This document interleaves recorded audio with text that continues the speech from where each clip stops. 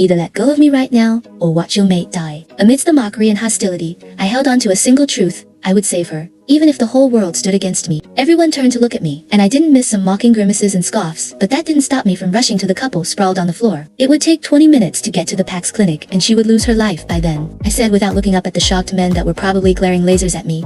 What do you think you're doing, Danica? Finn gritted, pulling my arm. Painfully, his eyes bloodshot. Would you rather let go of me right now, or watch your mate die? Finn, because right now, this man isn't anywhere close to telling you the truth of how severe this case is. Annabelle will die before you're even 10 minutes into the journey to the clinic. I gritted in the same tone, and his eyes dilated as he slowly let go of my hand. Was it me, or did Finn just trust me with his mate's life? Well, it's not like he has a choice, I reminded myself. I pulled out a scalpel from my thigh strap, and I swiftly cut through a small area above her breast. Luckily, the blood that spilled in the area was black, and I sighed in relief, knowing I got the right spot. I stabbed the lower end of my dress with the scalpel, and I tore out a reasonable amount before pressing the piece over her bleeding chest. The red allergy spots stopped spreading over her body, and I smiled inwardly. You're such a genius, Donnie. I mimicked Bianca's voice to myself. The blood had to turn a shade brighter before I can think of stitching her up, so I kept pressing onto the bleeding part of her chest with one hand while I felt her pulse with the other hand. Danica, what the fuck is the stunt you're pulling right now? A voice thundered, and my lungs ran dry as I looked up to see Gamma Thorne.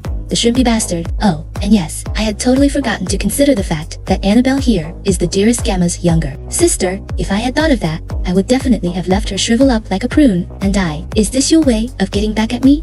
Killing my sister? He thundered dangerously, and I was totally smirking inwardly. Oh, don't tempt me. I would love to do that. Brainthorn idiot, I wanted to tell him, but I stopped myself. It sounds very stupid even to me, but I am saving your sister, Gammathorn, I told him, with all the calmness I could muster. Get your filthy hands off my sister, he growled, punctuating every single word, and I raised a brow. Are you sure? Gamma, cause she's bleeding out the apple content in her blood right now, unless you want her to overbleed, I replied innocently, although anyone in their right sense would hear the sarcasm laced in my response. You should just obey him, Danica. The PAC clinic are capable of taking care of her, Joey muttered, in fake concern beside him, and I almost rolled my eyes at her visibly. Would they now, if anything happens to her? Danica, I assure you that you'll spend your entire youthful years in the dungeons, he threatened, before storming away with Joey, seething in anger at my curt response to her suggestion, and I sighed in exasperation before feeling Annabelle's pulse again. It got weaker, which isn't particularly a good thing right now. Are you sure she's going to be fine? Finn muttered behind me. It looks to me like she doesn't know what the hell she's doing. No offense, the man from before suddenly said, eyeing me as he walked away. Says the man that couldn't even be straightforward and truthful in a life and death situation. I was tempted to yell in his face, but it took another invisible pat of Bianca's hand on my shoulders to stop me.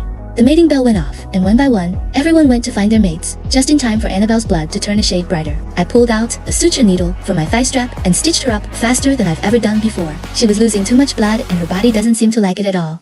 Can I get a cup of plain colored alcohol? I asked Finn, and he immediately stood to get one while I tore another piece of cloth from my dress. He came back within a few seconds, and I poured the contents over the clean piece of cloth before cleaning up the wound. Then I wrapped it around her chest. Since I had no bandage on me, I let out a shaky breath as I relaxed a bit while checking her pulse again.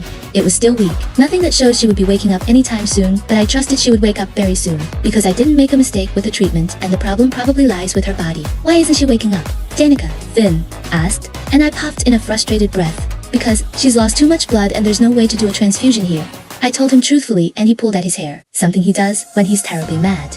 She lacks enough blood, Danica. Doesn't that mean she could die? He suddenly said, directing his accusation at me. I did mention that she doesn't know what she was doing, didn't I? The old man from before said proudly, she's probably killed the poor girl because she wanted everyone's attention. Now she's got it in. Alpha Alexander would have her executed, for sure. She killed the daughter of a former Gamma. She will rot in jail. I stood up from the ground when the comments became overbearing, and as if on cue, I felt a pull. The fucking mate pull. My heart pounded hard in my ears as the pull became stronger. Impossible to resist with each passing second, and somehow, my once dormant wolf actually muttered the word I would rather not hear till the day I die. She growled, mate. Click on the homepage link. Download TikTok app, search for PPDK247 to watch more content.